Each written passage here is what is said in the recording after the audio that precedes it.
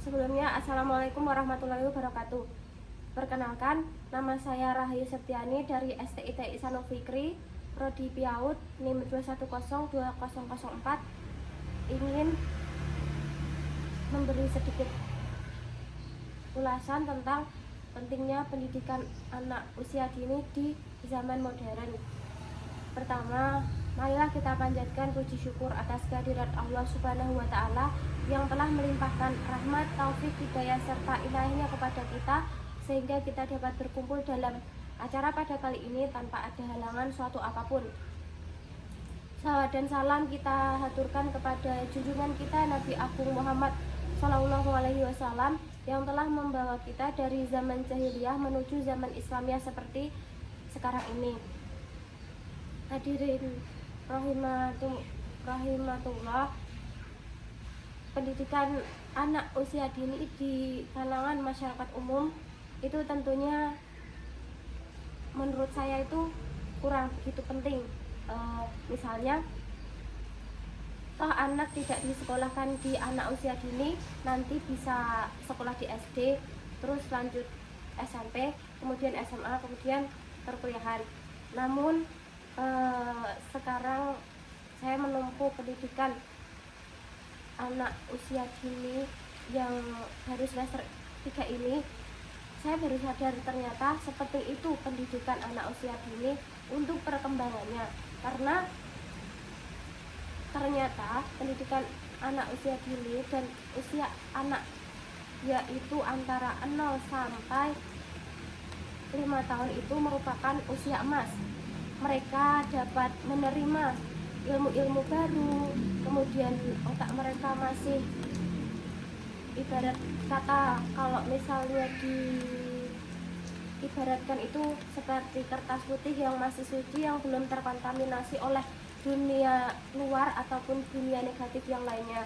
Anak usia dini itu masih sangat membutuhkan peran orang tua dan justru pendidikan yang sangat mendorong perkembangan, misalnya perkembangan motorik halus, perkembangan motorik kasar, dan lain sebagainya.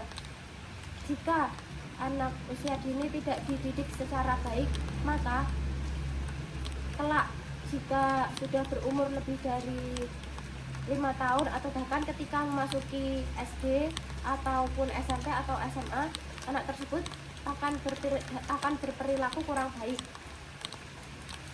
Sebagai orang tua tentunya sangat ingin anaknya tumbuh dan berkembang secara baik, memiliki akhlak yang baik, memiliki prestasi-prestasi yang baik, dan tentunya jika anak berakhlak baik maka orang tua pun akan sangat bangga kepada anaknya.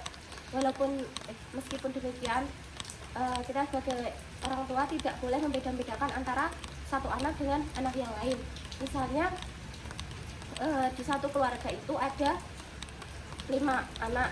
Anak yang pertama, kedua, ketiga, keempat, dan kelima itu tentunya memiliki karakter dan sifat yang berbeda. Maka dari itu kita sebagai orang tua harus pandai-pandai mengenali karakter anak tersebut. Anak yang pertama itu karakternya bagaimana, lalu anak yang kedua itu karakternya bagaimana, lalu anak yang ketiga itu bagaimana, anak yang keempat itu bagaimana, dan anak yang terakhir itu bagaimana. Tentunya anak pertama, anak tengah, dan anak terakhir itu memiliki karakter yang sangat berbeda. Maka dari itu, dari setelah lahir kita harus tahu tentang ilmu-ilmu untuk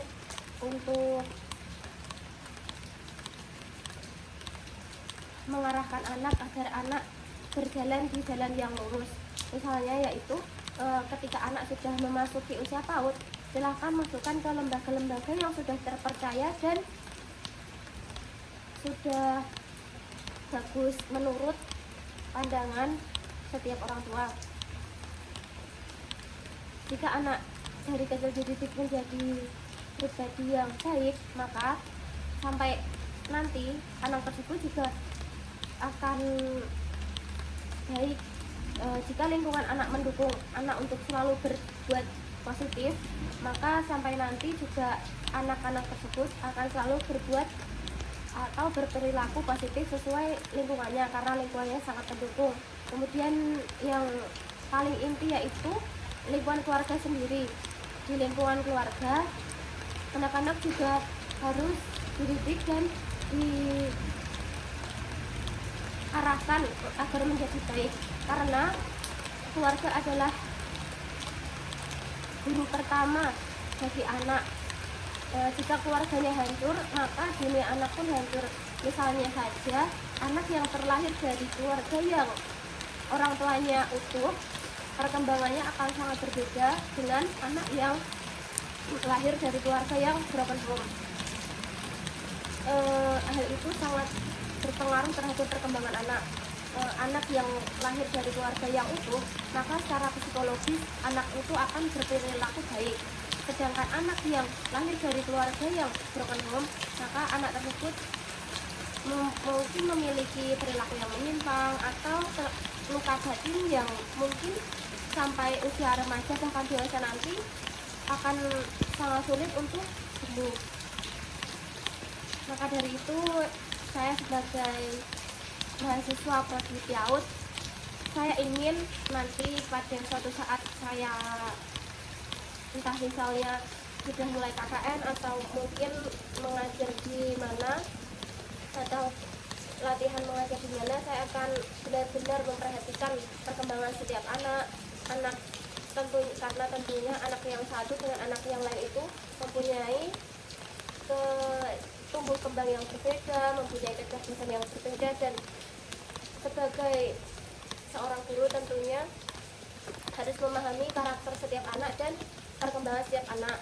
Kita tidak boleh memaksakan anak ini harus berkembang sesuai ini, harus seperti ini. Kita tidak boleh seperti itu, karena pada dasarnya pendidikan anak usia dini itu adalah bermain dan bermain.